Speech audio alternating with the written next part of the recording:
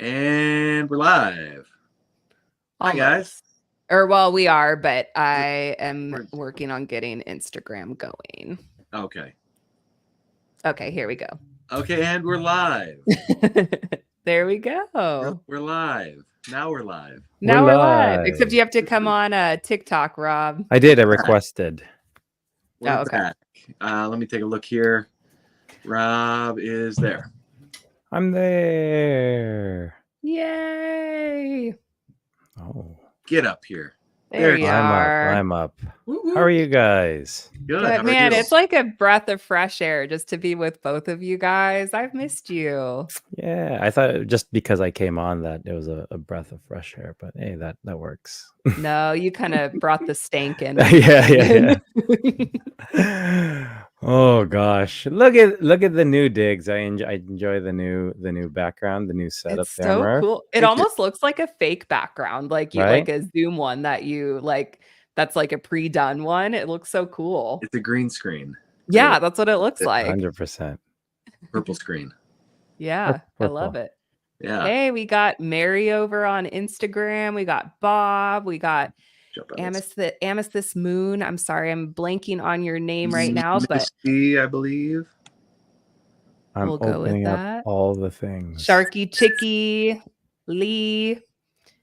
And then on TikTok, we got Brandon. What's up, Brandon? What's up, Brandon? And Leanda. Yes, she says, we haven't seen you guys in forever. It really has been such a long time.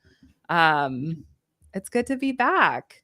It was a fun summer, but I'm ready to get back into routines. Tracy, that's what it is. Thank you, Tracy. I knew it ended with a Y. Misty Tracy. I like it. Same. So NSVs, should we maybe do just like a little introduction for those that are new, or they're, people are like, who are these guys? It's been a minute. Yeah. What are we doing? Who are we? What is this part of our show?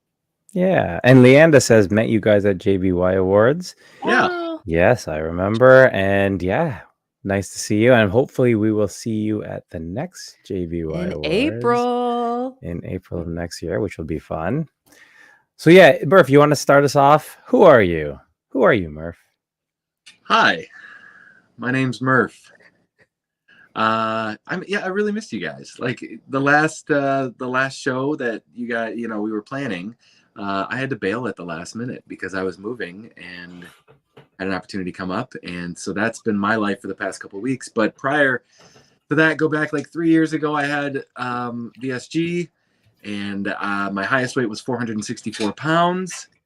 And by the time I got through that 9-month-ish process, I had lost 120 pounds. And so the day of my surgery, I was 344. And now I have no idea because I haven't been on a scale in like 3 months. But I'm just loving life, and I'm here to support and love on people in this community. And if I can do it, anybody can.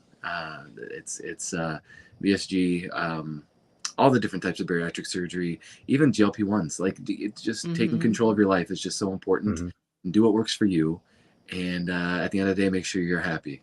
And that's what I'm trying to do, and that's what I'm here for. So, yeah, man, you look happy. You look great. You look like vibrant. Yeah. Thanks. Well, I got a ring light, so that's even aside from that, separate from the ring light. Separate from that.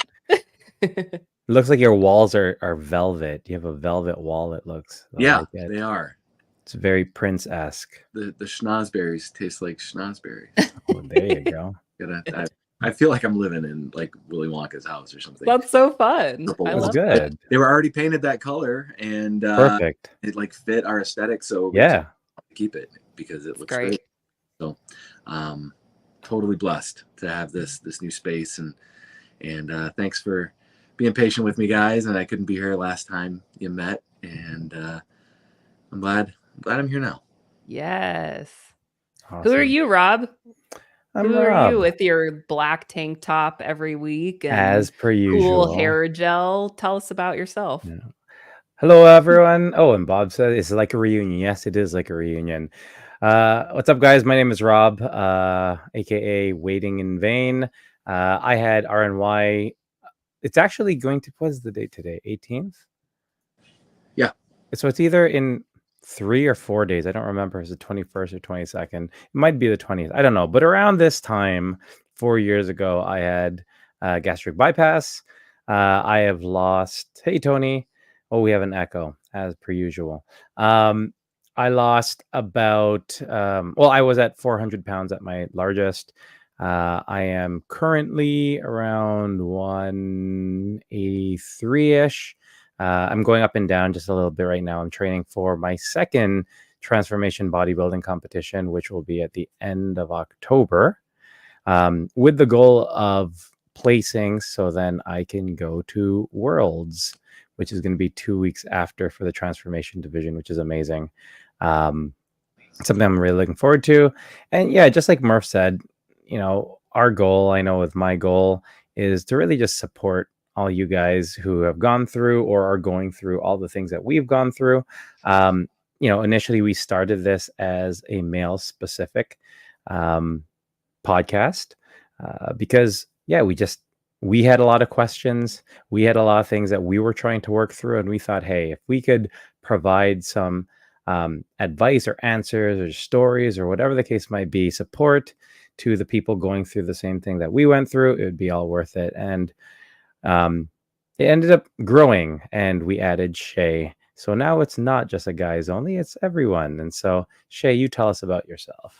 Yeah, so I'm the added bonus that these guys got on to talk about all things periods and hormones and lady related stuff. And I had the vertical sleeve gastrectomy in March of 2022. And since then, I've lost about 100 pounds. I've had some regain. And so I'm kind of working on that right now. Not saying that having regain is something you necessarily need to work on, but I feel like I'm in a season of just kind of living more of this normal life or I guess having bariatrics be more of my normal life and not having it be such a separate thing like it kind of was in the beginning. So I've been doing a lot with fitness and learning about that, and it's been really fun. And the other thing that I'm really passionate about is conception. And that's really one of the big reasons why I had bariatric surgery. So I've had fertility struggles and got diagnosed with PCOS in 2020 before surgery. And so that's something I'm still kind of learning and working on and trying to figure out. And I'm also the youngest of the group, if you guys cannot tell. And I was just telling Murph before we hopped on, in January, I'm going to be 30. Like, does that make me an adult finally? Means you're going downhill. Downhill. It's all downhill. You're getting to Murph level there. I can't believe it. I'm excited. But yeah, and I just, same thing, love supporting the community. I have some fun things that I'm working on and we'll be sharing soon, like a fall and winter cookbook that I'm really excited about. So that's coming soon. But yeah, and then on our show, we usually have the first 30 minutes, we call it happy hour. And that's really where we talk about non-scale victories or NSVs. And if you don't know what that is, it's basically celebrating things that are not having to do anything with the scale. And those that have had extreme weight loss, whether it's from surgery or other methods, it can be very easy to fixate on that scale. And there's so many other wins and things that we try to celebrate. And so usually in the first 30 minutes, we talk about that and hear all of your NSVs. We share some of ours. And then we'll transition mainly to have a potty break and we'll get into our main show. And our main show tonight is talking about routines and just kind of catching up to. We're going to kind of keep it casual and have fun tonight. So Matt asked January, what? January 22nd will be my 30th birthday. So I'm excited. So old. So old. So old. Oh, well, why don't you start us off with some of your NSVs for the past couple weeks? I guess in the summer. It's been a while, right?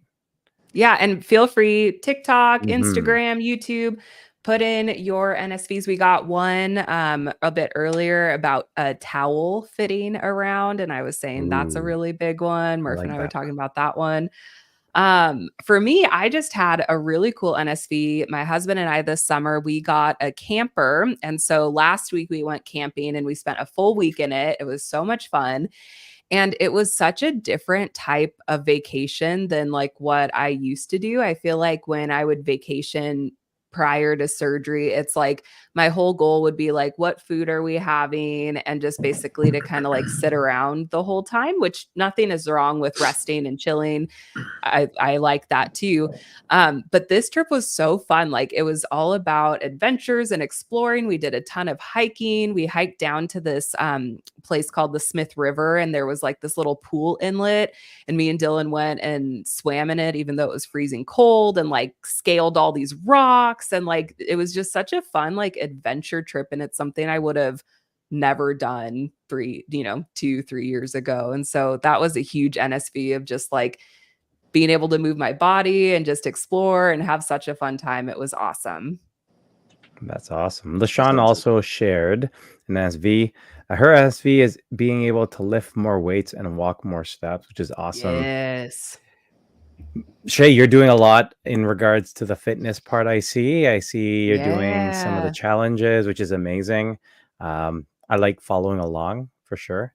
Yeah, it's good. I'm still in my push-up challenge, but it's been hard to kind of manage that with like other strength training that I've started to do. I started working with a coach this summer, and she's been really helpful on just kind of giving me more movements and, teaching me more exercises. And I feel like it's finally in a good groove and a good rhythm where it's like I kind of know what to do a bit more. It doesn't feel as daunting. And so it's been really fun. And I feel like I'm starting to see more of those like muscle gains, and that's pretty exciting. And so very new territory for me, but it's been a lot of fun. Awesome. You can definitely see the change, Shea, and you've really been sticking to it. And I'm super proud of you. It might be hard for you to see, and that's why we talk about like measuring yourself and things like that. But, looking at pictures and video that you're sharing, I can definitely see the difference. And I'm super proud, super pumped for you. Thank you. I want to be able to, when I see you guys again, lift you up and carry you around, each of you. I think I'm almost there. I can do it. You did, didn't you? I had help. It was a tag team, but we did it. I want to do it myself. I want to be able to pick you guys. I mean, not both at the same time, but one at a time, hug you, pick you up, and walk around with you. I think one of us in each arm would be. There you go. That's what you should Maybe do. one day. Yeah. What's up, Marcus? Murph says, "What's up, Marcus?" Hi. Hi. Are the hearts going to work for you? Yes! Oh, it did. Yes. Not me. He wasn't even paying attention. He's like playing with his Play-Doh. He's like, whatever. Dude, why did you come out of all the rooms in the house? Why'd you come into my room where I'm doing a podcast to play with Lego? It's for the ratings.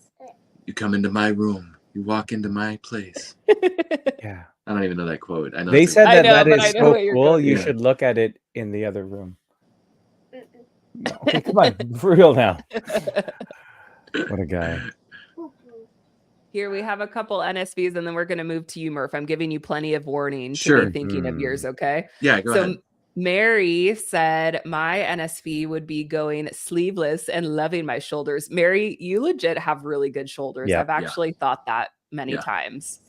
That's awesome. Bob said, I would never have thought I would even consider enjoyed running 110 pounds ago. Yes, you've had a lot of running this summer. I've been so proud of you. That's so cool. Yeah, he's running all over the place. Yeah. And not just because he's being chased by something like you. I think you really enjoy it. Right. The ladies.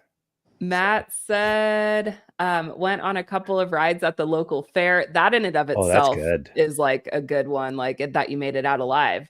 Long time, 20 years or so. That's awesome. That's incredible, man. Good for you, Matt. That's awesome. What about you, Murph? That's awesome. Pass. I gave you plenty of warning. No, I think not to sound like a broken record, because I know I've said this like the last few weeks that we've been on, or the last few times that we've been on. Not getting on the scale for me has been a huge non-scale victory. How like perfect. It's like even in the name of it. A non-scale victory Yeah. doesn't have to do with the scale. Yeah, it's just like I know when I look in the mirror, I see things that like, okay, I need to get, serious. I need to like, all right, I'm working on my dad bod a little too much. I need to get back into like, where I want to be. But I'm happy. I had a great summer. Yeah. Like I said, I moved. We moved, and able to. I was exhausted every single day. We were moving. We only moved. We stayed in our neighborhood. We just moved a few blocks away. I almost feel like that's harder in a way because it's like I feel like you end up probably making more trips and stuff instead of just like one move. Yeah, it didn't make sense to us to like get a U-Haul. Yeah. Yeah.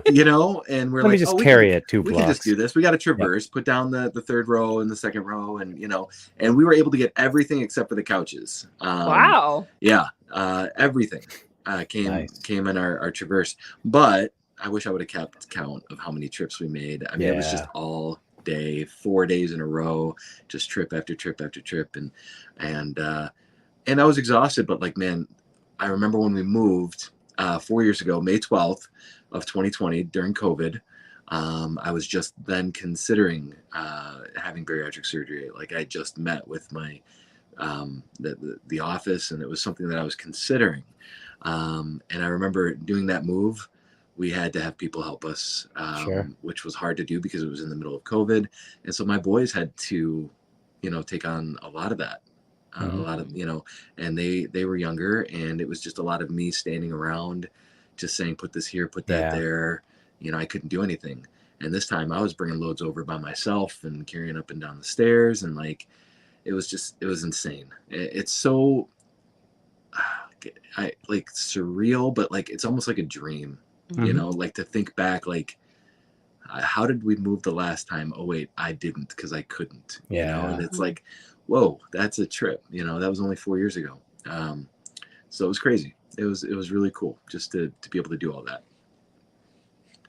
That's so awesome. wild. I love that one. And it's like 4 years ago, we didn't even know each other. Like, No. It's so weird to think like I didn't know you guys when, before having surgery. That's so strange. I didn't even know Rob. Yeah. We didn't know each other. So much has gone on in the past, 3 years, 2 years. That's what's so cool. I think encouragement of like, you can make changes at any time, and it doesn't take a long time to have your whole world reversed, or and sometimes that can be scary, like in not a great way, but it can also be like a really like encouraging and hopeful thing too. It's just so weird. Yeah. And you can, like Shea, you can do it in your 20s. I can do it in my 30s. Rob can do it in his 40s. You're never too old, are you? Hey, we've got people in their 60s who've done surgery who are amazing. It's never too late to take your life back. No, it's crazy. Never too soon, never too late. It is. It's so surreal looking back at, for me, past 4 years, for Murph, past 3 years, Shea, past 2 years, right? It's gonna be, it's crazy to think about it because, I still think about who that person was, and as much as obviously we're traumatized by a lot of our experiences, and I remember that, I remember those feelings. It's like now it's harder and harder to remember who that person was, right? And other people who I know, who I've known for a long time, who I've known all my life, and they knew me through all those parts. Like, this is who they see now, this is who they know, and it's hard for them to remember. It's hard for me to think back to some of those experiences and be like, yeah, that's what I went through, but we did. So yeah, it's crazy in 4 years to see how everything has totally changed, right? And even when you have kids, I feel like they don't, like Jude, my youngest, who's 6, he will never know that guy. Yeah. Weird. Like ever. And then even one of my older boys a couple weeks ago said something like, because I think I was talking to them about like, can you believe I'm like lifting this and moving this and like doing this? And he said, you know what? Sometimes I forget that you were bigger. Like I forget. Like it's been so long, but not, but not exactly. That's the thing. it's like it's always been me. Mm-hmm. It's I've always had this face, this voice, you know what I mean? It's even weird when you go back and watch the videos. It's like Yeah. everybody comments like, that sounds like Murph, but it doesn't look like Murph, you know? Yeah. And so it's like they know me, but they forget that was my struggle. That was my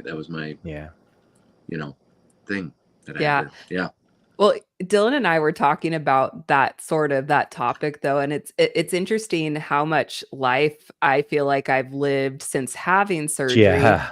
And like, I guess when you think about it, it's like when you're in kind of a routine of, like before having surgery, it's like I would watch a lot of TV. I wouldn't really like be very active. I didn't want to go out and do a lot of things like go to, parties or go out that much. And so it's interesting just when you start doing those things and making and kind of breaking out of the normal timeline, how much more time it feels like you have in a way. And like, that's what I feel like I can kind of credit it to, of like, man, in these 2 years, I feel like I've lived probably like 8 years worth of stuff is what it's felt like in comparison to before. It's so strange. Yeah, for sure. That's massive. I always think about when when I did the last bodybuilding competition, you had to write like sort of a short essay, and you're like, okay, well, it was, I don't know, it was like 200 words. And you're like, this is going to be easy.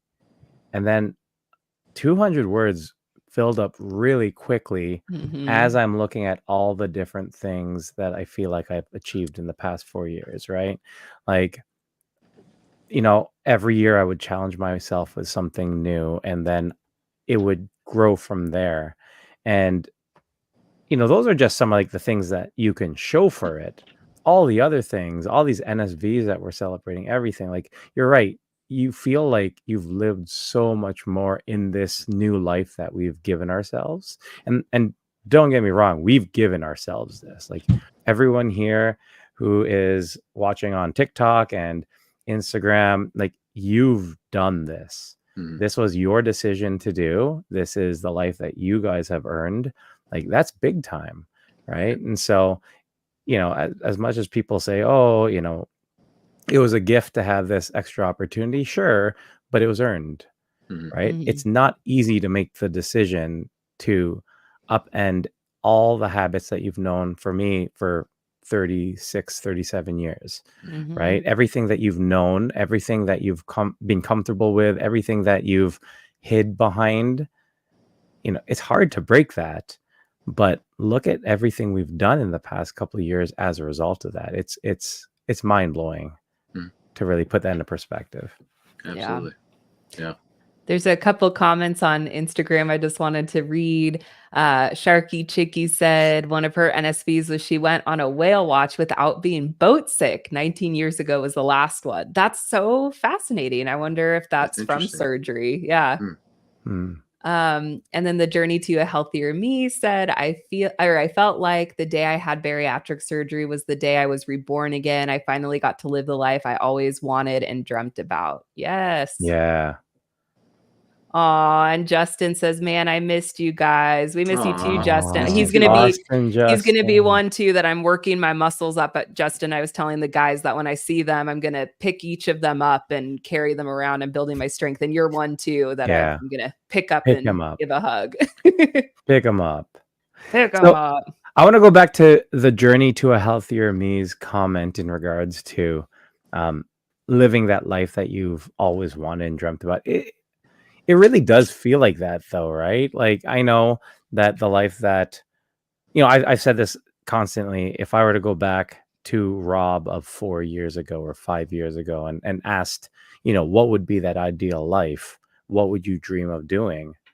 I'd be describing my life now almost, right? Like, I would describe someone who's confident, who is active, who plays with his kids, who doesn't watch his kids grow up. He's active in that, who can do all these different things, who's happy, because where we were before, it was essentially a complete opposite. And to be able to say that we can do that now, you're 100% right. Like, this is what we've always, I know what I've always dreamt about living. And it's crazy that we've given ourselves that. It's what we always wanted, but we never thought we could have. Sure. Or, I remember when I did like my Warrior Dash, That was like 12 years ago. Yeah, I'd lost some weight to do it, but it was like this voice in my head that kept me going that was saying like, you'll never do that. Yeah. Like that'll never happen for you. And I thought to myself, well, that I got to do something about that, because that's a horrible way to live, you know? And then, I think that's why, you know, it was so hard when I gained all that weight back and then some, you know, it was like, I just worked so stinking hard to do it. And so, you know, it's the life. It's like how's that phrase? We expect we expect the love we think we deserve, or we accept the love we think we deserve, and that includes us. You know, for ourselves, our love for ourselves. You know, we want better, but we don't strive for it because, you know, we're not worthy of that love, or, you know, and I know, you know, we've talked about this a lot, or at least I do. You know, self-love and self-worth, but you know, if you're watching, you are definitely worth putting in the effort and doing the thing. And I wish I would have done it sooner. Yeah. It's like my only regret, and I live in that regret some days, and I get inside my head, and I just, you know, I wasted so much time that I could have spent with my kids. I could have done this with my kids. I could have done that with, you know, my son went to Mackinac Island, and I didn't get to go with him because I couldn't walk. I couldn't do the stairs. I couldn't, you know, and it's like, but you can't let that stop you from moving forward. Like that was then, this is now. Let's just do it. Let's just, you know, keep pushing forward, keep doing the thing. Yep. 100%. Well, hey, before we transition into our real show, Rob, what was your NSV? Because I mean, you kind of been talking, but I don't think you gave like an official NSV. Oh, yes. I would say that it happened yesterday. So for anyone who doesn't know, I made the decision very, very last minute. I wanted to do this previously, but there is a bodybuilding competition, as I had mentioned, at the end of October. It's also the weekend of my wife's birthday. And so I didn't know if I wanted to commit to it, as I didn't know what my wife's plans were for her birthday. Also, you can get a bit moody when prepping for a bodybuilding competition. You're not eating very much, and I didn't know if I wanted to put my wife through that, her birthday month. But we were talking recently, and she was like, no, you should do it if you want. And after discussing and going back and forth, I'm like, okay, I'm going to commit to it, which left me about 7 weeks to cut to get down to where I was for the last competition. And there were, like, I'm a week and a half in, and, you know, there was some times where I'm just like, yeah, I don't know if I can get back to it. Not that I needed to get back to that point, but it's just for me to see if I can challenge myself and do it. And yesterday was probably the first time I was talking with Kathleen, who has been on our show to talk about the radical body transformations, and she did it with me previously. She's also doing the one in October. And I had messaged her first thing in the morning, and I was just like, yesterday, I think it was the first time where I felt like I can do this. Like, I can actually do this. The work I'm putting in, the progress I'm getting, and just like the confidence in that I can do it because I've done it before. And it was the first time, and I was just like, no, I think I'll be okay. And so I already started looking at, okay, well, what am I going to do for Worlds? Because if you qualify, then I will qualify for the World Championship, which also happens to be in Toronto, luckily, so I don't need to travel anywhere. And again, this is just another thing that I've always dreamed about, doing these types of competitions when I was younger. Never thought I would ever get the opportunity because I was 400 pounds and not of the 400 pounds like they are, as you know, but yeah. And so now I sort of have that bug to just see how far I can do with this and how much I can achieve. And the other part of it is sort of just dealing with the mental and emotional part, right? I've been warned by a lot of people that it's very challenging afterwards. And I felt like I did a really good job in controlling that and being able to accept that, yeah, I am not going to have my 6-pack all the time. I'm going to gain some weight, but the trade-off is I'm going to enjoy my summer. I'm going to be able to eat chips with my kids and eat pizza with my kids and eat at the campfire with them and enjoy it and not feel guilty about it. So, you know, I was able to do all those things. And once I committed to this, I was like, not even thinking about the other stuff. So that's awesome. For me, yeah, that's it for me. I'll be excited to see, like, if the next few weeks feel easier or harder than when you did it for the first one. Yeah. What do you think? I think it'll be easier. Yeah. Like even now, just the transition to what I was doing previously to all of a sudden, now I'm cutting my calories. I'm doing this. I'm tracking everything. I thought I was going to struggle a little bit.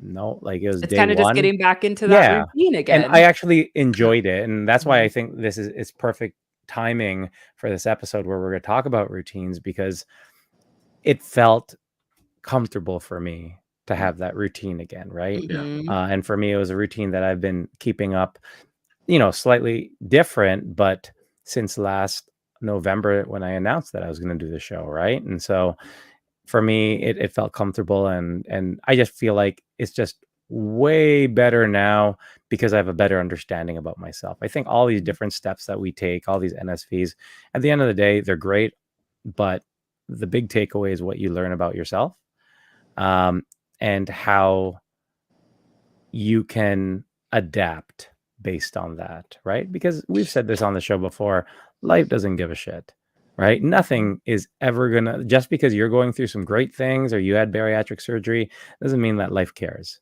No, things are going to keep happening. And I know for me in the past is when life happened that I would fall apart and I'd gain all my weight and do all those things. And this time around, I just feel like I have a way better understanding about myself to be able to accept and control that situation as opposed to letting it control me. So yeah, I'm pretty happy with all that. That's awesome. That's man. cool.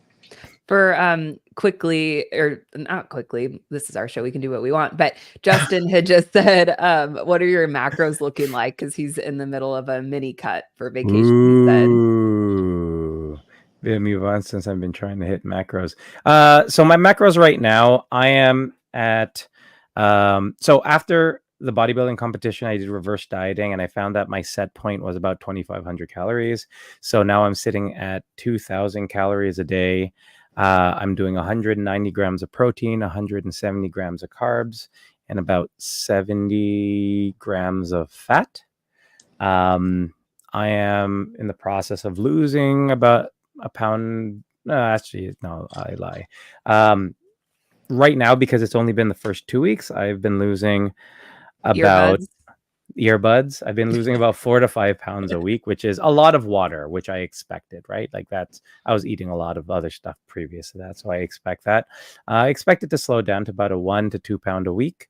Then my goal is to cut it down to 1,700 calories, up the protein, lower the carbs, lower the fat. And then during peak week or peak week and a half before the competition, it will be back to Walking Dead Rob of 1,400 calories, crap load of protein, just to get all the water out.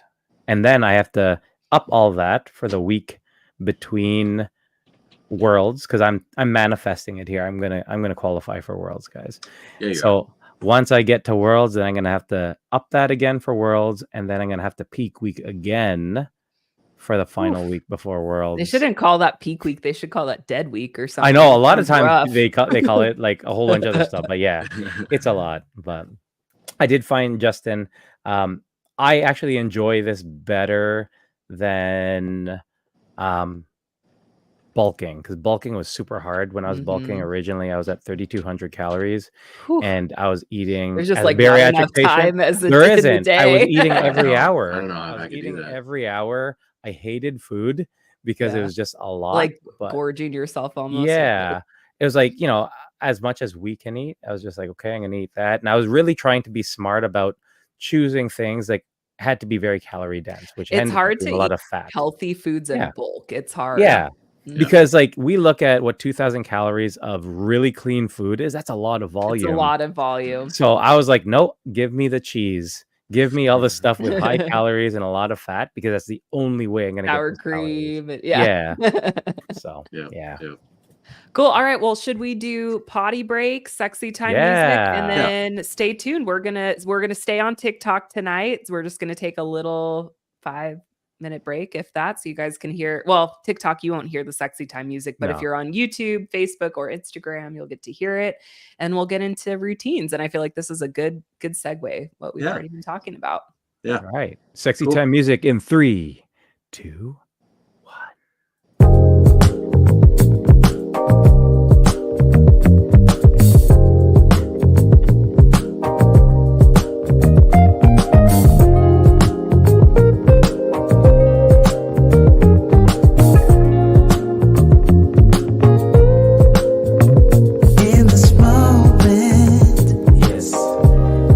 cannot say what's wrong or right.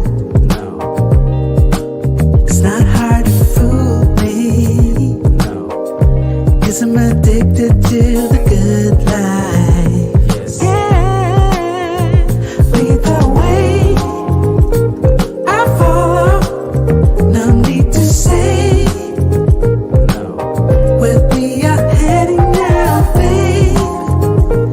I follow to the edge of it all. To the edge of it all. So tell your good lies. 'Cause I'll find no better one. Yeah. Susceptible now. Before the moment flies. Ooh. So tell your good lies. 'Cause I'll find a better one. Ooh. Susceptible now. Before the moment flies. It's not a problem. No. 'Cause I know what I'm getting into. Yes. Yeah. And nothing can stop me. No. 'Cause I'm addicted to what you and I realize. Lead the way. I follow. No need to say. Where we are heading now, babe. I follow to the edge of it all. So tell your good lies. 'Cause I'll find a better one. Yeah. Susceptible now. Before the moment flies. Before it flies. So tell your good lies. 'Cause I'll find a better one. Susceptible now. Before the moment flies.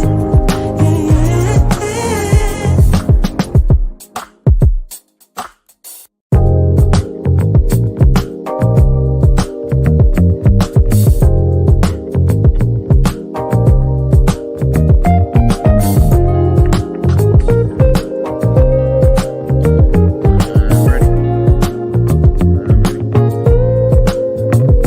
In this moment, yes, I cannot say what's wrong or right. No. It's not hard to fool me.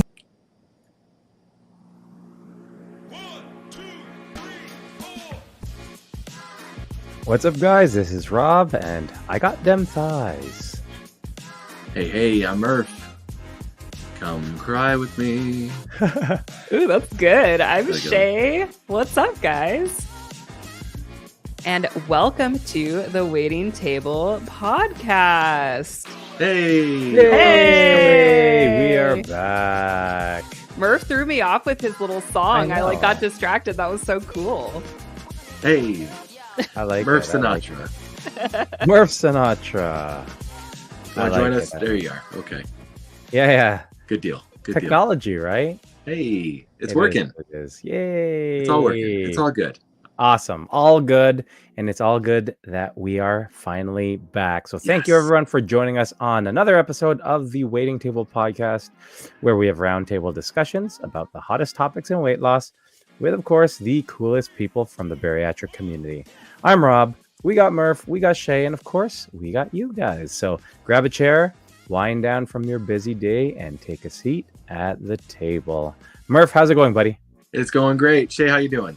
Oh, we're just gonna do hot potato. It's going good, going good. I am so excited to be with you guys tonight. I've missed you guys. It's just, I feel like I've been smiling more today than I have in a while. It's been a lot of fun. Serotonin at the table. That's right. Miss We're Serotonin. serving it off. I like Sarah. Yeah. I like Sarah. Welcome back, Tony. Thank you for not leaving us. Tony's like, bye, guys. Oh shit. Hi Never guys, mind, I'm we're back. back.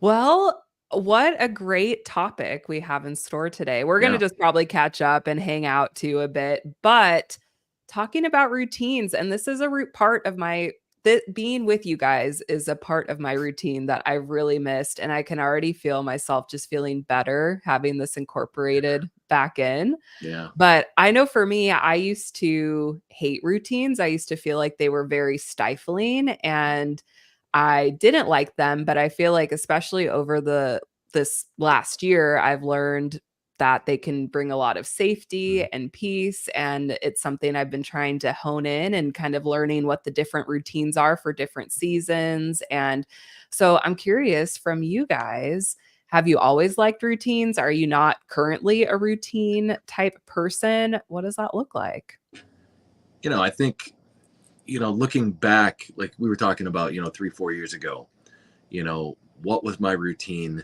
then compared Yeah. to what it is now? And I think the simple fact is there was no routine. I'd never had a routine other than get up, go to work. You eat whatever you can, whenever you can, as much as you can. Mental health was typically in the shitter. It was just like, didn't care, don't know, don't care. There was no routine to it. Whereas now it's like, I am such a routine person. Mhm. I feel like I might have some like OCD about it. Like I've got to get up. I've got to have my protein coffee in the morning. Yeah. If we are out, if I drank the last one yesterday and I forgot to order more or go to the store, like my whole day is thrown off. And being here with you guys is definitely a part of the routine. Every Wednesday night, at 8:30 for happy hour, 9 o'clock for the show. Like it's like these things when they're not happening in my life.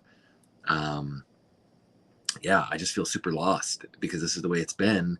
And that is like such a key component to success is, doing, staying consistent, and the difference between consistency and routine, are they the same? Are they, so I hope I'm excited about this topic because I think it's something that we all, have a lot of questions about, but are we doing it right? Is there a right or wrong way to do it? I just know that I never used to have a routine and now Yeah. Yeah. I'm better with it. So I think that's so interesting. And everyone else on TikTok and on Instagram, let us know what has changed for you post-op compared to pre-op. But I do wonder if it's very much a matter of us wanting to do more, having the energy to do more. We talked about how post-op or the life since post-op, we've been very much, and from my point of view, but for a lot of us, sort of living the life that we've dreamt before that we would have or we've always wanted. And is it a matter of we are doing things now as a result of trying to make the most out of it? So like, what is it? I don't know if it's a mixture of efficiency, more less apathy and more going out and just getting it, because I am very much, I've always been a routine person to an extent, but not to the point I am now, right? Like it's very clockwork right now in terms of eating, in terms of exercise, in terms of being very intentional with the time that I have, making sure that I allocate that to family, just like we did previously. If this was part of my life, like the podcast, there would be no way we would take the summer off. It would be like, no, this is part of what we do, and this is what I gravitate towards and hang on to. But now it was like I was very proud that we said, no, we're going to take the summer off and spend it with our families and our friends and enjoy ourselves, right? Like that's important. And I think the routine aspect, and this is maybe going a bit too deep, but maybe it is for me. It's just a matter of, I think it represents the worth that we see in ourselves now, that we're willing to be way more efficient with our own time and our effort. And having a routine is a reflection of that. I personally think, at least for me. Well, and I think what's been empowering for me is learning that I can set routines of things that I want to do, because a lot of the routines that I've had in my life have been things I haven't really had that's staying, like going to school, my job, things like that, where it's like, ew, I hate these routines. These suck. Yeah. Yeah. Like Yeah. that association where now it's like, ooh, I get to do these things and they become like more rituals and they're Sure. things that, like I look forward to doing, like your coffee, Murph, that you were saying, or like, things like that where it's like, ooh, it's like something you get to look forward to. And Yeah. before this year, I did not see routine in that light at all. Yeah. Mm. Mary had said that she loves a routine. Being a seasonal worker gives me anxiety. Then I have to wrap up a job one place and can't wait to settle into a new job and back into my routine. Yes. And then Matt had said job and career changed, set hours, job, making morning workout is needed and wanted. Yes, I can relate to that too.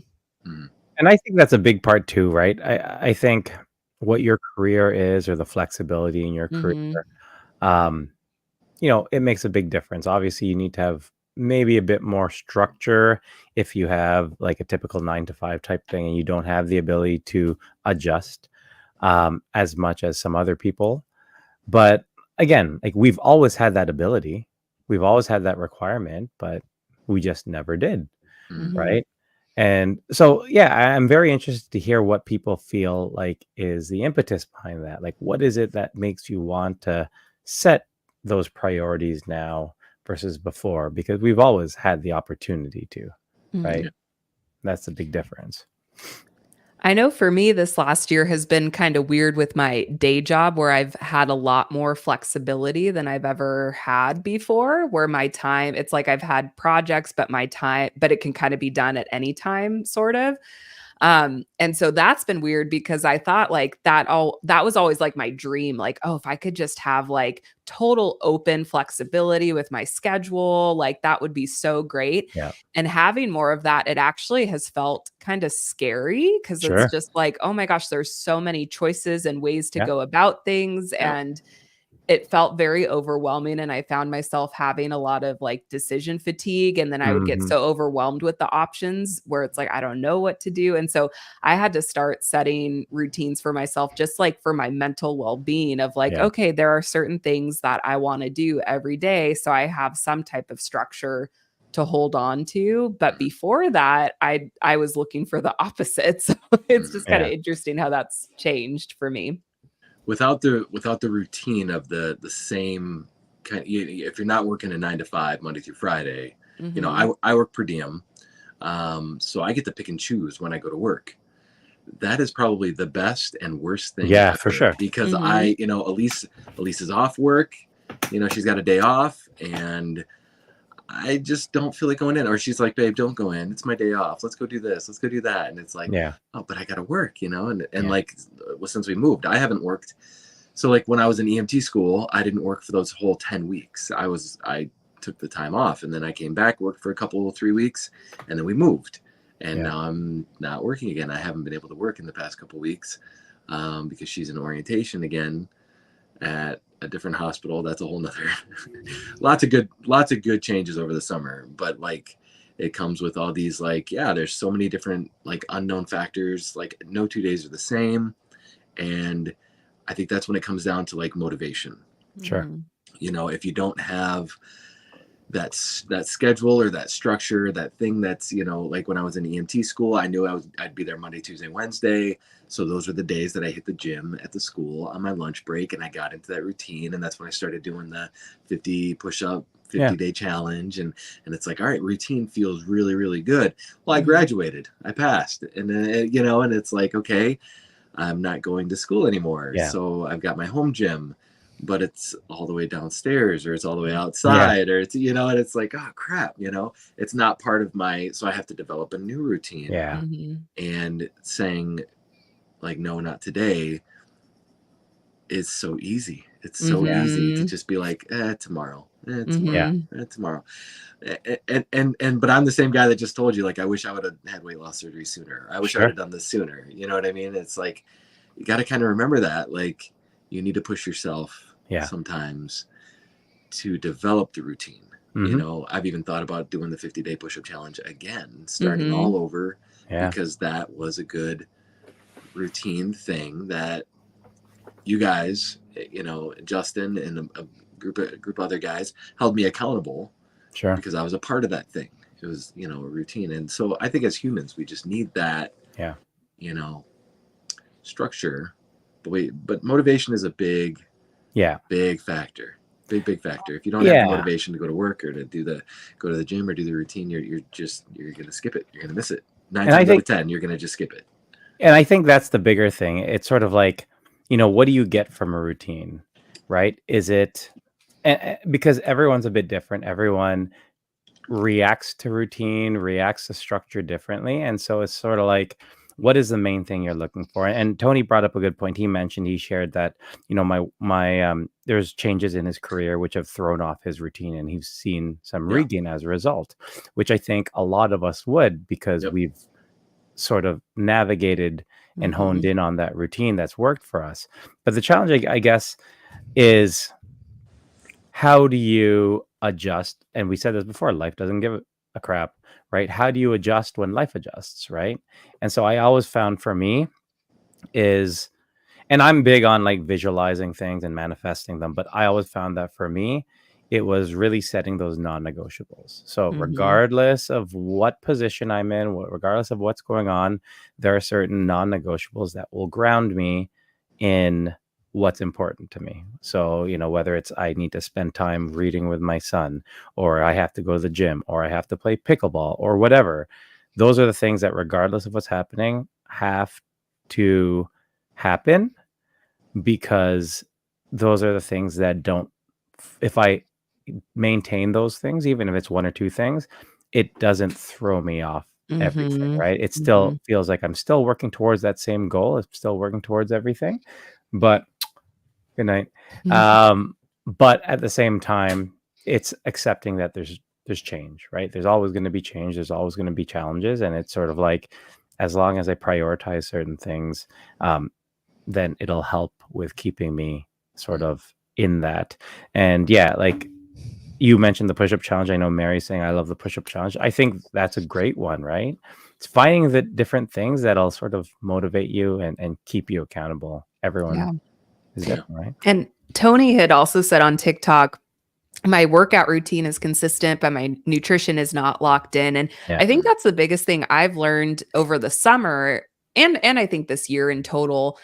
I know I talk with a lot of people about having that all or nothing mindset. And it seems like many of us tend to fall into that, where it's like we either want to do it all or not do anything. And one of the things that I've just been trying to focus on is, instead of trying to make routines for every aspect of my life all at once, focusing on one thing at a time until it feels like it's built in, like it's something I look forward to and I want to do. And so I don't know how you were meaning it, Tony, with like your workout routine is consistent, but nutrition is not locked in. Like, that's still awesome though. Like that you're finding a routine in that. And I think there's like different seasons to hone in different routines. And so like, that's something I've been trying to give myself grace in, of like, okay, this might not be the time where I'm focusing a ton on growing in my like mental and emotional well-being, but I'm focusing more on like my physical well-being of, the food I'm eating and working out. And in turn, though, that is helping my mental and emotional well-being also. But it's nice to not have to be trying to do it all at the same time. And it's okay to have different seasons, to focus on different things. And I think what you were saying, Rob, resonated a lot, of like focusing on like what those basic needs are. Like, am I getting enough sleep? Am I drinking enough water? Am I eating? Am I having time just to have fun and play? And that to me is like a basic need for me. And so things like that, like you don't have to do them all at once. You can kind of, pick one up, get it honed in, and then move on to the next thing. Yeah, we have such a limited bandwidth in regards to our mental capacity, our emotional capacity, our time, right? And so there's so many things we would like to do, and it'd be great if we can prioritize all these different aspects and be amazing at all of them. We can't. And, the fact is, something's always going to have to give. Mary made a very good point. Like, she wasn't working out this summer, so she had to add the push-up challenge into her schedule, which worked for her and she loved doing it. And then as a result, she was able to add an ab workout with her push-ups. So, you know, as you had said, Shea, there are going to be different seasons or different time frames where certain things can be a priority and you can always grow on certain things. And then you can step back on other things, right?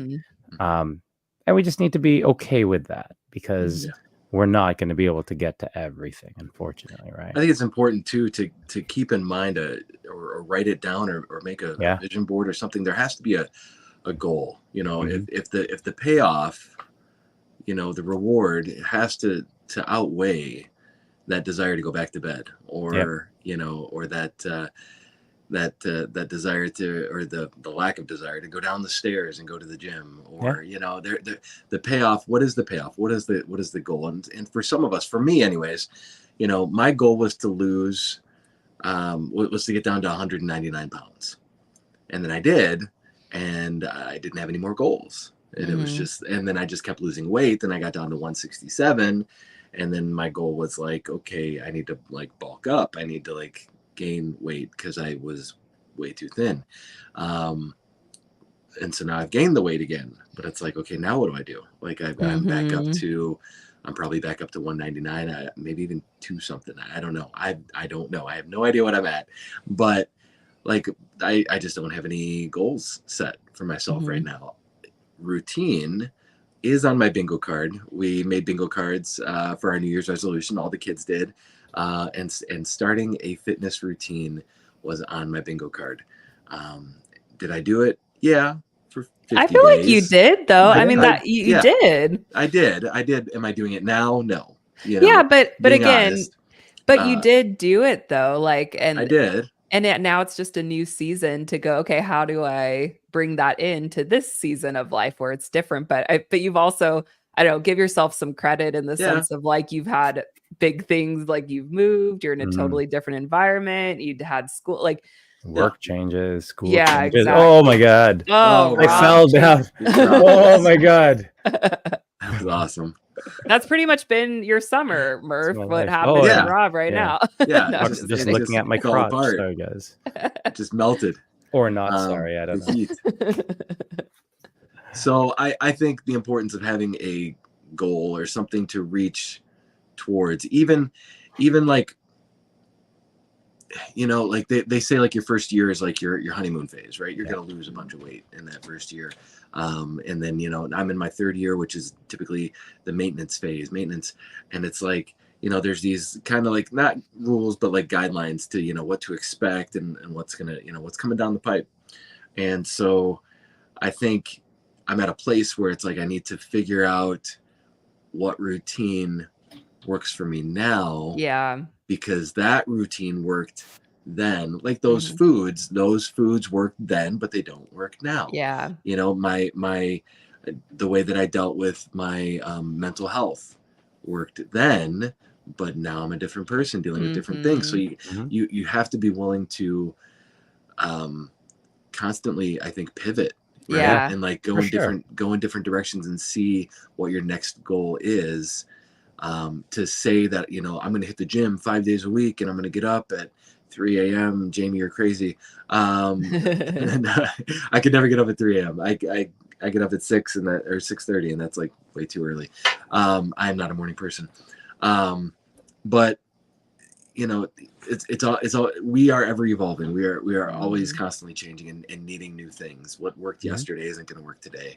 And so to say I'm going to get up at, you know, 5:30 and hit the gym, you know, 5 days a week and you know, that's going to be good for a minute, but you're going to get burnt out, or it's going to get old, or you don't need that exercise anymore. You don't need that. Maybe you need cardio. You need to switch it up, or you need to do, or maybe you need to eat more. Or maybe you need to be, you know, a top tier world champion bodybuilder. And I could just see Rob posing as that. What is that statue with the world like on it? Oh totally. Atlas, right? That's Rob, you know, like that's the next. You know, you got these amazing goals, and I commend you for it, and you're chasing them and you're following them. But like, I remember when it was just like doing triathlons for you, you know, like you were like the triathlon man, and you were doing all these, you know, and now you're like bodybuilding, and it's like, man, you're gonna be in Hollywood, like replacing Tom Cruise in the next Mission Not at Impossible all. or something. Yeah. Do you know what my most important goal was though? It was, so this was before the triathlon, this was before the bodybuilding, before all these different things. And this has always been my priority goal. All these other things have been secondary goals. It was to be honest and accountable with the things that I promised to myself, right? And that doesn't need to be big, huge things. It could be like, I look at, so I have certain things written down on my, it's just like a whatever board. And it's like, those are the things that I said that I promised to myself. So every day I can look at those things and be like, no, I promised myself that's what I need to do. It could be, and they don't have to be big things. It could just be like you said, Shea, be kind to yourself, right? Give yourself grace. I feel like if we can do all those smaller things, like everything else sort of starts falling into place. So like with goals, I 100% agree with you. We need to have goals. I fully believe that it gives direction. It allows that routine to provide direction. But yeah, I think we just need to start somewhere, and just having something, I think, is huge, right? Well, I think it's also important to acknowledge the grief that comes when a routine has ended. And I think that's again something I've learned this year where it's like, oh, like what you were saying, Murph, it's a bummer, or I miss some of the routines that worked well for me within that first year after surgery of like the foods I would eat when I would eat it. And it's like, man, I kind of miss parts of that. And so I think that's another thing where I've seen a lot of people will skip that grieving process of like, and I think that can be a big roadblock of making new routines, is acknowledging like, wow, I actually grew to really love that routine. And it's sad that for whatever reason that's not working. Or like for you, Murph, having that structure of like school, like I'm sure there were parts of that that you were so happy to be over, you know, and have that done. But it's like, man, I could see there also being like, oh, there was a lot of safety and I knew what was happening and there was a schedule where I would have personally like have some grief with that too, of like, oh, that's kind of sad to let go of in different ways. But I think it's funny that I don't hear people talking about that often, of like the grief of those past routines, but it's been very present for me at least. It's funny how we choose, or we sort of don't live in the past pre-surgery, right? Because we are different people, but we still sort of live in the past post-op, right? Like, so in terms of, I wish that, I wish I could eat as little as before and not get hungry, or I miss this aspect of being post-op and really enjoying that first year type thing, right? But like beforehand, we're a totally different person in our eyes, right? And so I think, let go of those routines because it's like, oh, they weren't really that exactly, great. right? So it's so selective, but it's tough, right? Because, literally, this is, for a lot of us, has been sort of the best point in our lives in terms of doing the life that we're able to live, right? So it's natural, I think, to look back at that. But you're right. I don't think people grieve that part. People don't let that go. There's a lot of stuff, I think, that a lot of us wish, or, look back and reflect on, oh, I miss that. I miss this. Yeah, but, we always have to evolve and grow. And, we talk about this. You can focus on that, or you can focus on all the friggin' amazing things that you can do now as a result of where you are, right? Like, I remember dreading that I'm never going to eat certain foods post-op. I had to resolve with myself that you're not going to eat pizza. You're not going to do all these things. You're not going to do all this stuff. And it's like, you have that food funeral and that last supper where you eat everything. But it's sort of like, you went from that to now, I choose to celebrate that I can eat pizza and I can eat wings and I can do all that stuff. So sure, does it suck that I can technically still eat a lot of food? I guess. But it's also awesome that I can eat the food that I enjoy, and I can make the conscious decision to not eat a whole pizza, right? So there's always two ways to sort of look at it. And I think that that's sort of how we can really take control. We talked about this, take control. These are your decisions. You are in full control of all these decisions. So I think that's something to be celebrated. Yeah. Earbud again. There goes.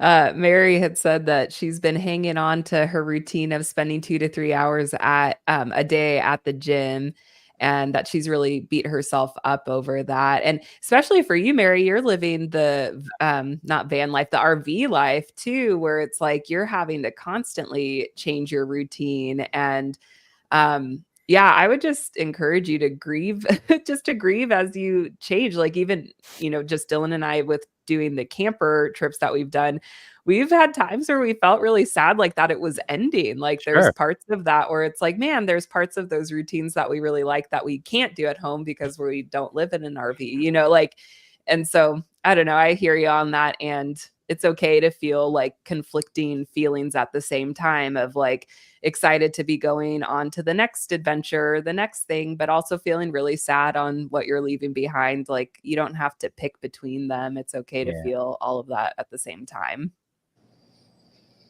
Definitely, I agree. I'm curious with you guys because we're going into fall and I feel like my routines can kind of change based on the seasons. So like it seems like different things will kind of come in just as the weather changes for me. How do your guys' routines work with that? Like do you feel like you're going into a season of wanting to create a new routine, or is it pretty much the same kind of year round? Good. Go ahead, routine Rob. I'm pushing Routine my Rob. buttons over here. I'm trying to figure out stuff. I think for me, it's really fall to me is very much mentally preparing myself for winter. Mm-hmm. Right. Just because like it's really easy to have winter get oh shoot. Do you see what happened on TikTok? Oh, we got a goal. Thank you. Ooh, got a little chili pepper. Maya Manuel is here. She gave us a bunch of stuff last time we were on here. And she's good for that. Thank you, Maya. Thank you. Love you. Appreciate you. Yeah, like I find that, we talk about sort of the seasons. Winter is very difficult for a lot of people. Especially in Canada, it gets stupid cold and I sometimes don't want to get up and go to the gym. And I think fall for me is really preparing myself to be able to make those decisions. Right. And so I don't change too much in the fall in regards to my routines, but I really try to solidify those routines for fall and those non-negotiables. So when for winter. So when it does come to winter and it's like minus 15 or minus 20 Celsius, and I always try to find different tricks. My trick, and I tell this to a lot of my friends who don't want to go to the gym or don't want to go for a ride or whatever the case might be, it's just get up and walk out the door. Because the amount of effort it took for you to get changed, for you to pack your shit and to put your jacket on and step out the door, you're already halfway there. So you might as well go. The car is waiting right there. You might as well just finish it off, right? If you've gone through all that effort, you've already won. So it's sort of like finding what that point is where you've already won. And that ends up being the commitment for the winter time for me. Mm-hmm. So it's like anytime I don't want to go to the gym because it's like 6 a.m. I got to scrape my car and I got to sit in my car, wait for it to get warm. It's just like, I just need to get in my car. That's what it is for me. I just need to do that. And then I'm good. Mm-hmm. Right. And so, yeah, for me, it's always just setting those things up. Mm-hmm. Yeah. For you, Murph, does routines change when your kids go back to school, like from being done with summer break? Yes and no. I mean, our meals don't really change a whole lot. I think for me, fall, winter, there's a lot of just like really good comfort foods. Sure. It's cold here in Michigan, like it is in Canada. Maybe not as cold. I think we're kind of close-ish to each other. Yeah. And so, the last winter, I feel like I gained 15-ish pounds. It's like I'm hibernating, I tend to eat more. I feel like you got a lot of holidays, and we've talked holidays. We've done a lot of holiday shows, and last winter was the worst one for me. I think that the two prior to that, after having surgery, didn't phase me at all. I didn't gain anything. If I think I was even losing for that first holiday season after I had surgery, I was losing. The next one, it was like, wow, I didn't gain. You know, I came out of the fall and winter and I didn't gain anything. Last season was like, oh boy, here it comes. So like I'm kind of already thinking that going into this fall and winter season, like, oh great, here comes another, 15, 20 pounds. Like, oh crap, and so I'm trying to already think ahead and tell myself, I don't have to eat the whole pumpkin pie. I don't have to eat the whole mashed potatoes and gravy and stuffing and, the turkey and all the fixings. And, I know what it takes. I know the tools. I know what I need to stay on track. Ultimately, like Rob said earlier, like we've already talked about, it's about knowing your worth and loving yourself and making good choices for yourself, because we've fought to get to where we are.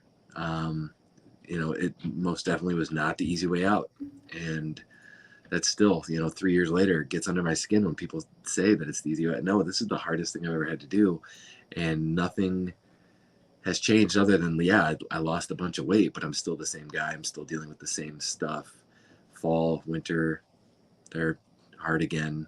It's a big head game.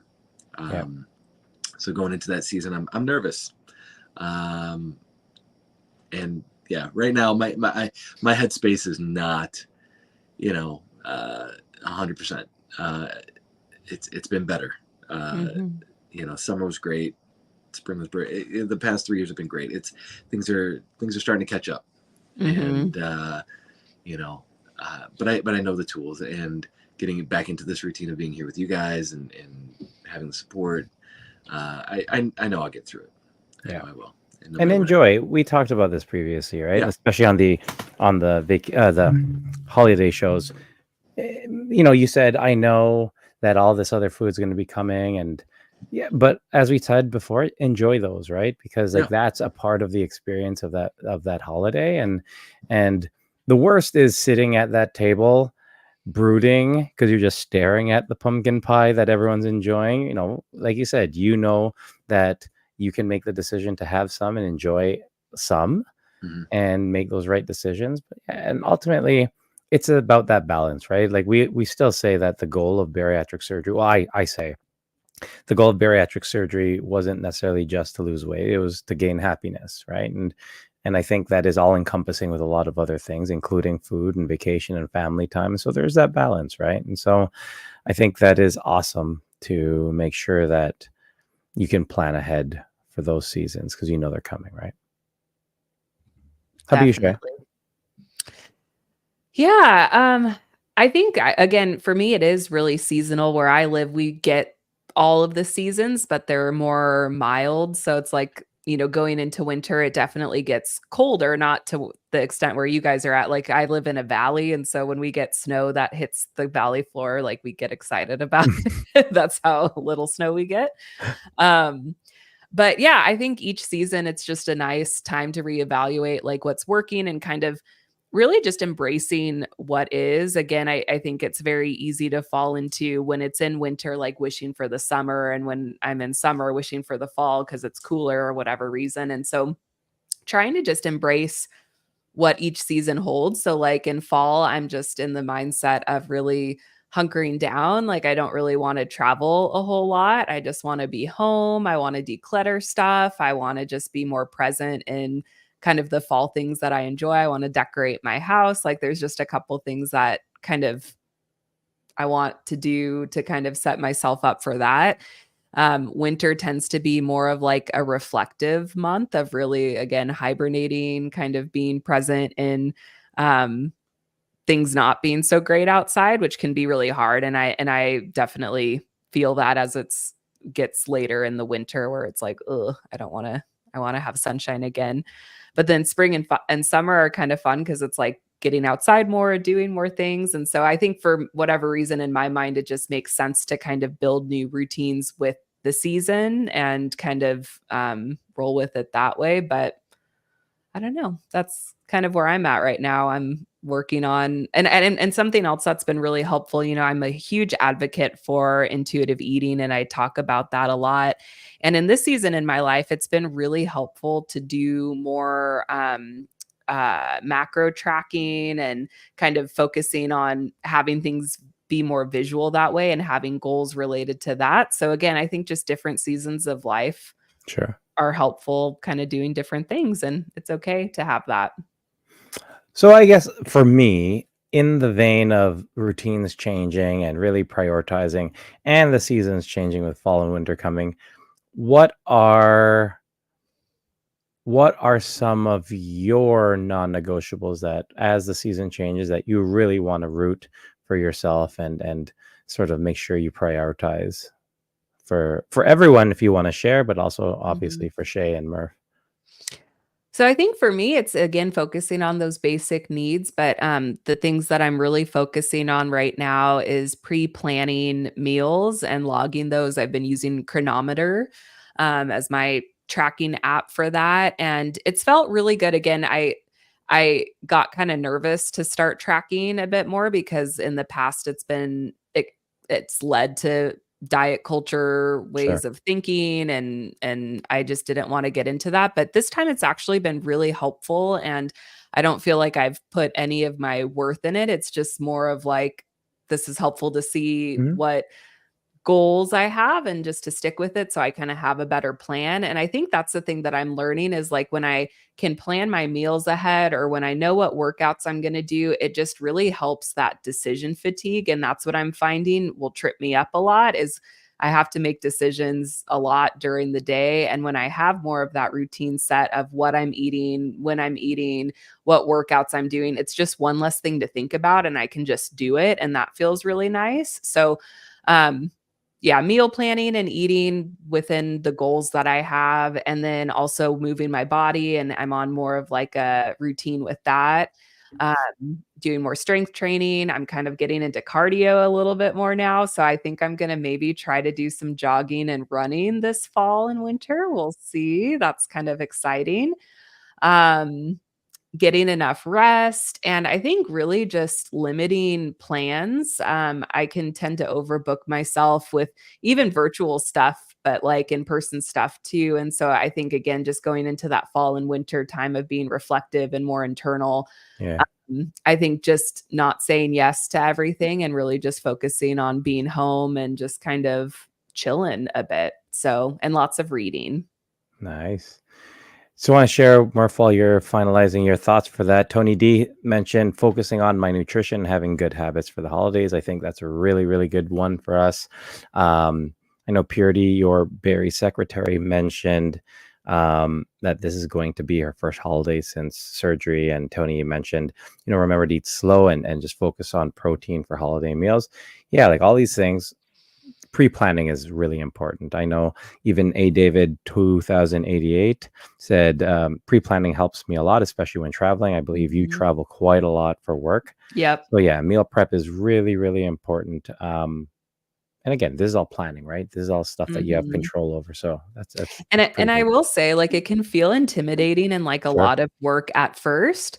But like I said, it helps so much on the back end of like, instead of having to do it in the moment when you have 100 other things spinning in your head, it's like, I'll just block out time where it's like, okay, I'm going to just take this next 30 minutes to an hour, however long it takes. And it's just helpful to kind of have that focus of like, I'm just going to plan out what sounds good, for the week. And then I do my grocery shopping based off of that. And so it does take time, but I know I spend way less time thinking about it if I just block time and am dedicated to it versus trying to do it like make it up as I go.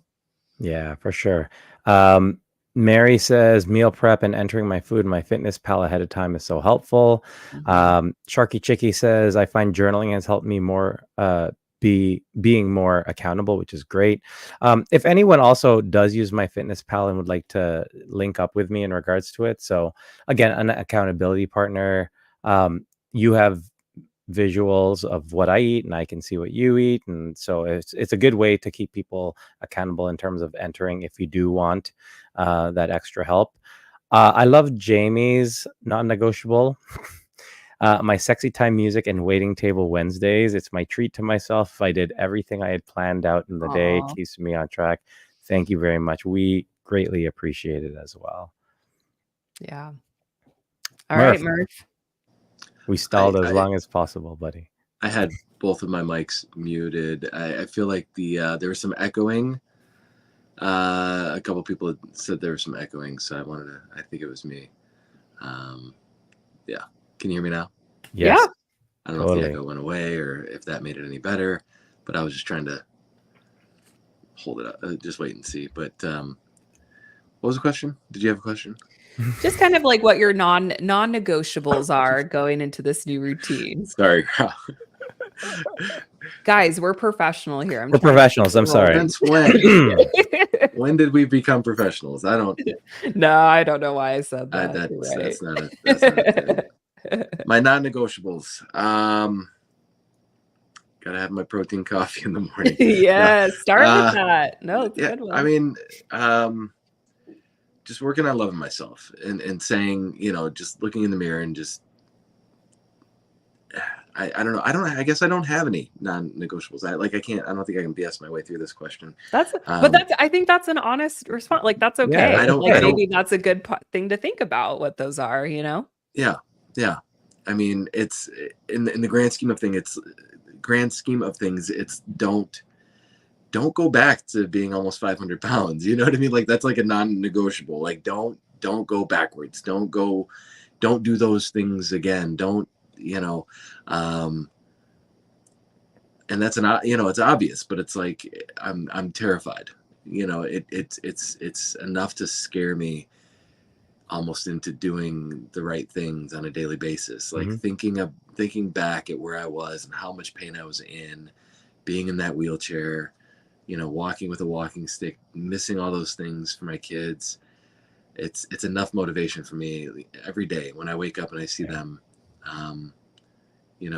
when they put their arms around me and they're able to get their arms all the way around me, all of them. It's like, it's just a reminder every single morning, every single day, because we're huggers. I mean, we all just hug a lot, and it's super important to me that my kids can hug me and that I can stand up and spend time with them and be with them. So it's there's not a non-negotiable, I guess. It's just don't screw it up. I've been given a second chance. Like, don't do those things again.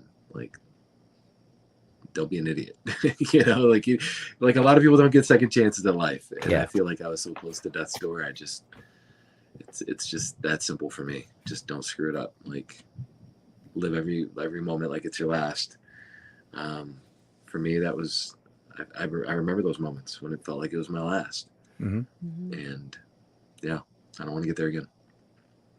That sounds like a pretty good non-negotiable. I know me and Rob are just like, eat good food. Yeah. Thank you for joining us on another episode. No, but that's the thing too. It's like, sometimes you're in that season of life where it's hard to break it out. And sometimes you just have to go back to that of either I don't want to go there or I really want to go there, and just keep it at that. And I think that, one of the main things we mentioned is motivation, right? There are different forms of motivation, and fear is a huge motivator, right? And the fear of going back to where we were previously is huge. I think that's, for all of us, something that we want to work as hard as possible to make sure it doesn't happen, right? And so, yes, making sure that is a priority and being able to plan around that and work to avoid that, I think, is super important. Also, Eric, yes, please take off your quotation marks. We are very professional. We have the awards to prove it. Speaking of professional, can we transition in a little bit to talk about what we have coming up in the next few weeks? Because I'm really excited. I am so excited too. I'm going to let you take it away because I don't remember. That's cool. Murph, awesome. Do you want to talk about our guest for next week? Yeah. I am extremely, extremely excited. This is he's one of my favorite participants, characters. I don't know how you'd say it. So I think we've all seen the show, My 600 Pound Life, right? And one of the episodes, just really resonated with me. And it was about two brothers who were working on their relationship with food together and getting bariatric surgery together. And so I reached out to Lonnie Hambrick, and he is super excited to be on our show next Wednesday night from the show My 600-Pound Life. And he has had some amazing results. I don't know exactly how long ago he had bariatric surgery, but he is such a great guy, and we're gonna have fun. It's gonna be a fun episode. He just I admire his boldness, and you know, he is himself. He is him, and you like it or just get the hell out of the way. Like, he's just such a I love this guy. Like, he just doesn't care what anybody thinks about him. Fantastic guy. And his brother John as well will not be on the show next week with us, but I hope to be able to get a hold of him, and maybe we can make that connection through Lonnie. But they both have just done some amazing, incredible things, defeated a lot of odds, and they're both living their best life, and I'm super excited. I've been talking to Lonnie behind the scenes, and he's pumped. And so yeah, I think we'll have a fun game too. We're thinking. Shea told me I have to have a game prepared.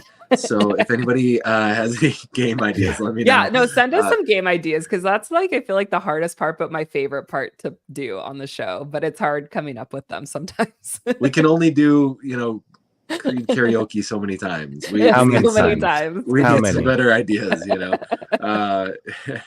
But yeah, so I'm excited. I think we're gonna try to stay on TikTok the whole time again. Next week we're gonna try. We're gonna try. We're gonna try. It might be a bit too much. We've never done that with a guest before. I don't think where we've been able to stay on all platforms. Not since the good old days. Or phones and sort of like I'm looking all over the place. Before Shea. Before Shea. Yeah, I'm like, we're not doing that anymore. The good old days. Oh God, those were the days. So yeah, I'm super pumped for next Wednesday, and we'll start sharing that. And if you don't know about Lonnie or his story, do you know the episode? Or we'll post that. We'll try to share that what episode. So if you guys want to watch before to see his journey, it's a really good episode. I had it locked up here in the not so steel trap for probably in a box somewhere from moving. It's just like you open this up and there's just like moths coming out. I forget. But great episode, great journey, great guy. Super excited to meet with him. So and we have some other great guests that are coming on the show this month. We have Nima, who also runs another podcast, and he's another character too. I'm so excited to have him on. We're gonna have Sarah, who's actually my health coach. So she's had surgery, and she's a pretty cool person as well. And then I'm really excited. This is kind of looking down a little farther. Lonnie's here. Oh shit! Sorry. Oh hey. Lonnie, we were just his ears were burning. I know it, right? Someone's talking about me. That's awesome. For our Halloween episode, I'm gonna bring these guys in the kitchen. This will be our first ever kitchen episode, I think, right? We've never done like a kitchen episode, but we're gonna be making some spooky snacks. I'm so excited about that one. Spooky in costume. Yeah, obviously. What did we dress last year? Did we dress up? I don't remember. I think we did a ladies' night for Halloween last year. So you guys were off the hook. Yeah. No. Oh no. No. We did the reel. As the girls for their ladies' night. That's right. With your face mask. Yes, I remember. We should. Yeah, we'll have to talk about. Give us some ideas, you guys, too. What should we dress up as? Maybe we should do a poll and see what. I don't want to give people the option to tell me what to do. Because when I polled my friends about what I should wear for the bodybuilding competition, there was no real honest. There was no real answers. Right? No, there was just like, But yeah, I don't know. But yeah, we'll dress up. Let's do it. Let's just do it. I think I might be tell like us what you want or like an ER. We're just gonna be sex. I'm gonna be I was a gorilla last year. Maybe I'll bring my gorilla suit back. You were. That'd be. You know what? No, let's do a poll. You tell us what you want us to be. You tell us what you want us to be. And we have some time. We have some time. So You're We'll asking get some for good it. ones. I am. Yeah, it's gonna be a fun next few weeks. I'm really looking forward to hanging out with you guys and our cool guests and all of you guys on the table at the table. Yeah. Yes. So it will be a good one. Come next week. Join us. It's going to be an awesome episode. So, guys, it was so good catching up with you guys. It was great celebrating all the NSVs with everyone on TikTok and on StreamYard and on YouTube and Instagram. So it was great. Thank you guys for joining us on another episode of the Waiting Table Waiting Table. I don't know what Waiting Table. I like that. You know what that is? Professionals. Professionals. Eric. Professionals here. Professionals. Thank you for joining us on another episode of the Waiting Table podcast, where we're serving the weight loss community 1 pound at a time. Oh yeah, dance. Why does it get quiet whenever this happens with Shea? You can't hear me? No, we hear you now. Oh, okay. What? It's always the one. That's why I can't do the 1 pound at a time, because it like blocks me. Oh, so Murph, when you're not here and Shea has to do the so 1 weird. pound at a time, like she just goes like this. I think my voice gets too low or something. I don't know. I should do an Time. audio where it's just like 1 pound at a time. You should just have me come in, Rob. Give me like a heads up when you're getting ready to say it. I'll just jump in and say 1 pound at a time. And jump in. Working on things, technology, guys. Yeah. Have a good night. Thank you. See ya.